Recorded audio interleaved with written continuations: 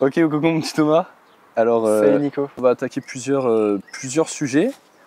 On va parler au début, on va faire juste un petit récap très rapide sur le Cervin pour essayer de me dire un peu comment tu le sens avant de le faire. Bien sûr.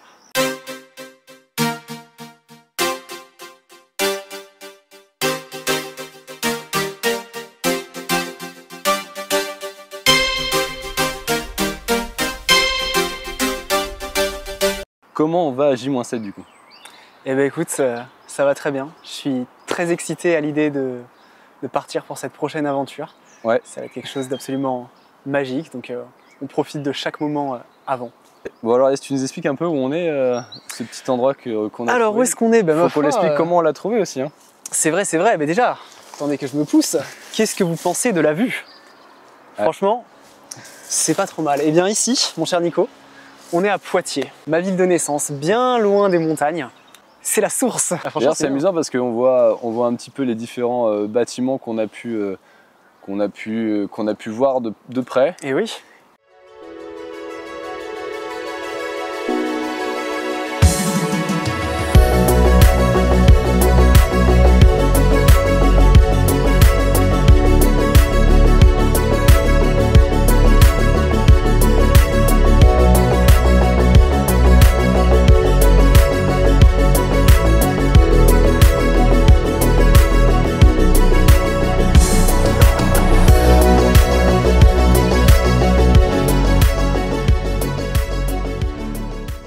Mais en fait, c'est là qu'on se dit, mais pourquoi aller au sommet des montagnes alors qu'on a des vues comme ça ici? Là, on est là maintenant.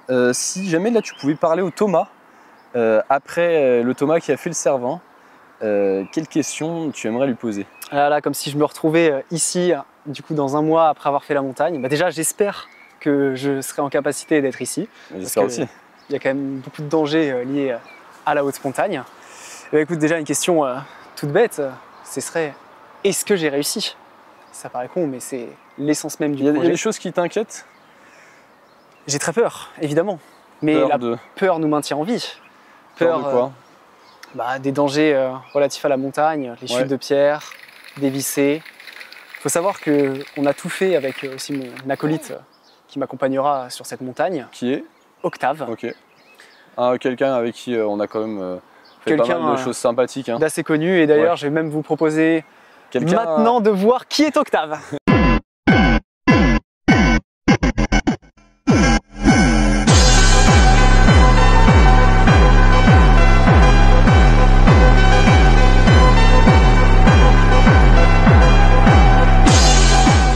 Alors déjà, il faut savoir que certes, j'ai peur, on a peur, il y a des dangers à la montagne, mais on a aussi tout fait pour les minimiser, c'est-à-dire se renseigner un maximum sur les risques, apprendre les différentes techniques. On a déjà de l'expérience, on va s'acclimater, on va faire les choses bien pour ne vraiment rien laisser au hasard.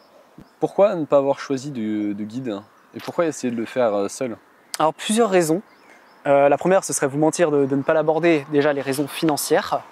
Car un guide pour une course du type Cervin, Mont Blanc ou même n'importe quel stage d'alpinisme, ça revient très rapidement à plus de 1 500 €, ce qui je trouve est absolument hors de prix.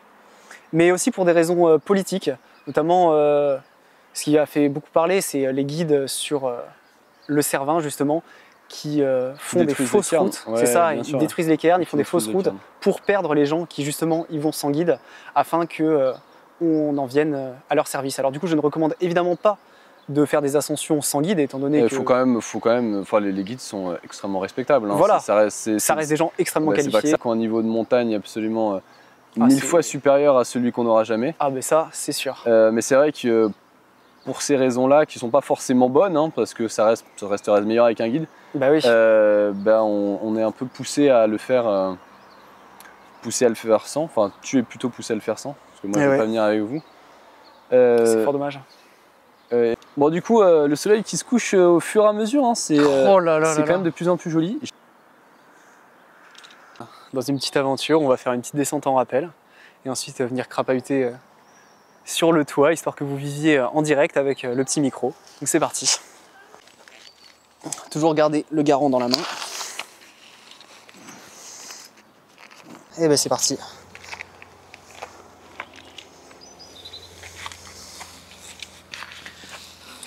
Là, c'est une procédure classique, hein, j'ai envie de vous dire. Ok. Je vais pas me décrocher tout de suite, je vais descendre un peu plus. Ok. Et là, je vais venir désescalader à main nue.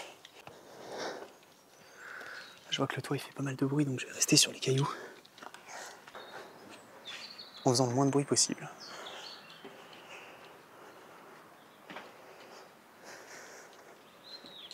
Ardoise, ça crépite.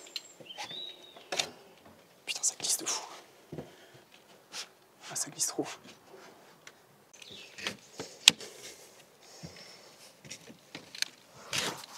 Ok.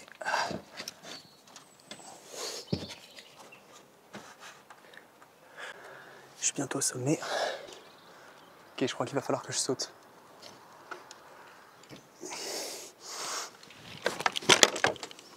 Ok.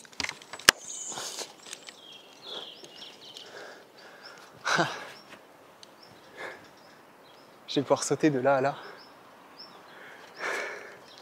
Et là. C'est parti. Et là, si je glisse, il n'y a plus le petit toit pour me rattraper. Ok. Objectif atteint. Ça fait plaisir. C'est un peu terrifiant. Parce qu'il est vachement pentu ce toit. Ok, j'avance vite. Oh putain de merde. Ok, ça c'est stressant. Est-ce que je peux sauter ?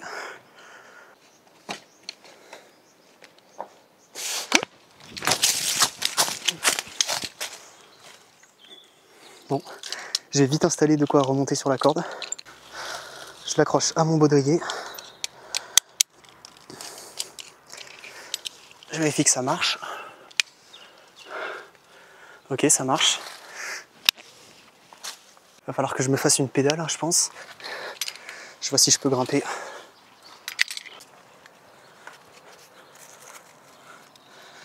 Là, je monte avec un système d'auto-assurage. Ok. Et là, on est bon. Et là, faut pas que je traîne. Hop.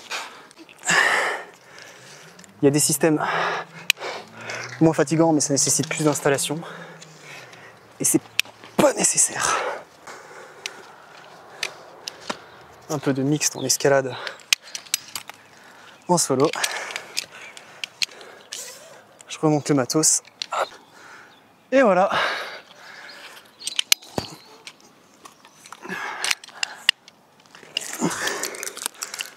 Ah, j'espère que je vous ai pas manqué. C'était bien sympa.